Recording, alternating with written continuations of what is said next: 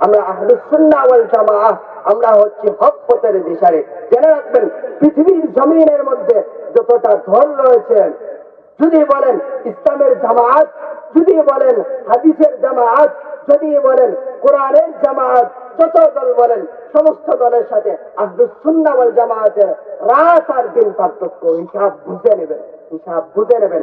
একমাত্র মুক্তির দল হচ্ছেন আহলুস সুন্নাহ ওয়াল জামাআহ।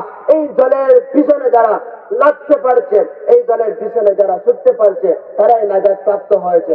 নাজাত প্রাপ্ত দল হচ্ছে সাহাবায়ে কেরামের দল, নাজাত প্রাপ্ত দল হচ্ছে আউলিয়ায়ে কেরামের দল, নাজাত প্রাপ্ত দল হচ্ছে রাসূল প্রদত্ত যেই দল, সেই দল হচ্ছে একমাত্র নাজাত প্রাপ্ত দল আহলুস সুন্নাহ ওয়াল জামাআহ।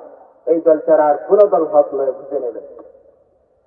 বেটা আহলে হাদিস বলে বলে আমার কোরআনের দরকার নাই, বেটা আহলে কোরআন বলে বলে আমার হাদিসের দরকার নাই, বেটা শুধু রাসূলুল্লাহ বলে বলে আমি রাসূলুল্লাহর অনুসারী, আমার কোরআনের দরকার নাই, সেগুলা হচ্ছে ভণ্ড।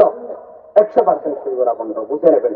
তাদের নজরে আপনি খেয়াল দেবেন না, সঠিক রাস্তা অনুধাবন করবেন, আল্লাহ আপনাকে জান্নাত পর্যন্ত পৌঁছায়া দেবে।